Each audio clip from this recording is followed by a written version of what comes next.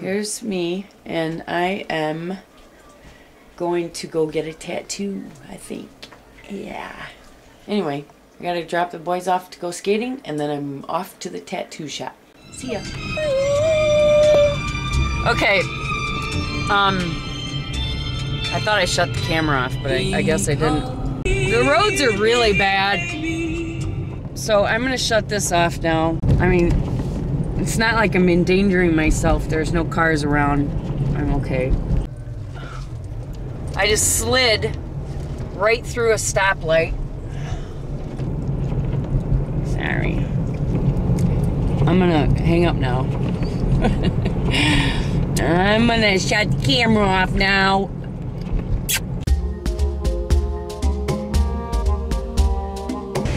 I'm really mad.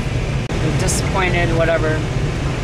Because I called the guy and he said to come in, and then when I get there he says that's a big piece that I want, and it would take too much time.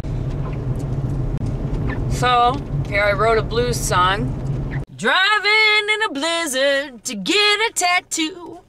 I'm driving in a blizzard to be sexy for you. I'm coming home right when my tattoo is through. Ba-da-boo! I might go check out this other tattoo spot.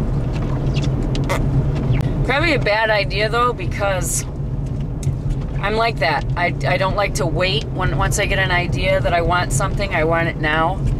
And that's not good. One time I was very anxious to get my hair cut, and I had long hair.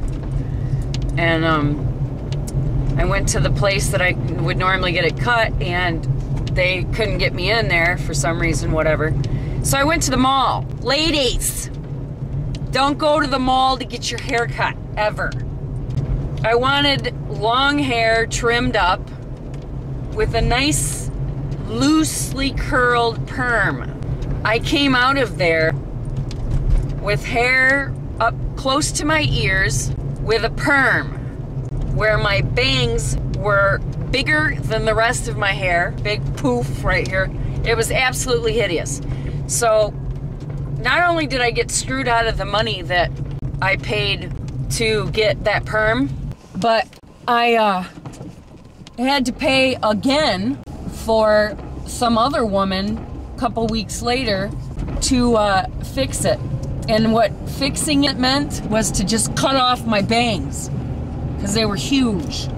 So now I'm like this. Do I learn from that experience and just go home and wait till I have more time and it's a better day?